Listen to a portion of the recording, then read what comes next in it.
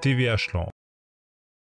Alors, je m'appelle Régis Bon-Simoni, je suis dessinateur de bande dessinée. Voilà, je dessine en ce moment une série qui s'appelle Angus, où je suis dessinateur et scénariste.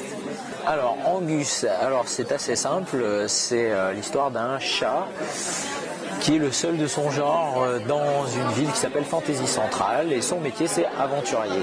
C'était vraiment l'idée du tome 1, c'était ne pas faire un album de présentation lourd, vraiment faire quelque chose de léger, d'enlevé pour présenter la ville dans l'action. Toute cette palette de personnages, ouais. Lequel te ressemble le plus? Ouais, ça reste Angus quand même, malgré tout. Ouais, c'est un mélange de mon chat, vraiment mon vrai chat, qui est particulièrement désagréable, et un peu de moi aussi. Voilà.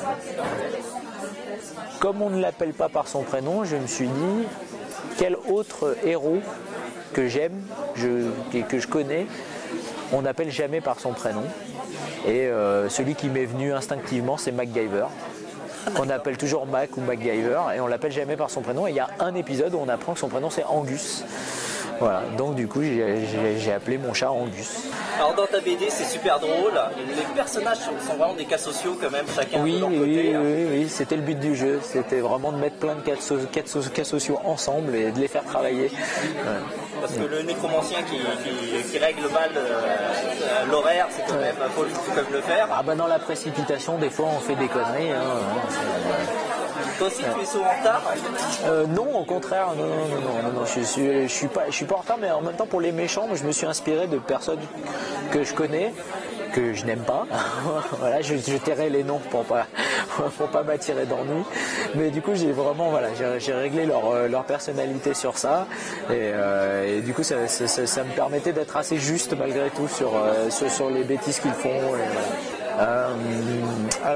Comment j'ai décidé de devenir dessinateur de BD? Moi j'ai toujours dessiné en fait, voilà. J'ai toujours dessiné, j'ai toujours lu de la BD, mes parents avaient beaucoup de BD, donc pour moi ça a toujours été l'option principale, voilà. Donc j'ai toujours axé sur ça, et c'est pour ça qu'en sortant du lycée je suis directement allé dans une école de dessin pour apprendre à faire de la BD.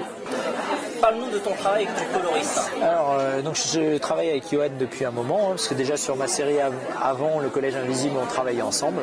C'est surtout qu'on s'entend très bien. Voilà, on s'est rencontrés sur le Collège Invisible, ça a tout de suite collé. Il comprend mon dessin, il sait ce que je veux. Maintenant, voilà, on a fait déjà 4 albums ensemble avec Angus. Donc ça roule quoi, voilà.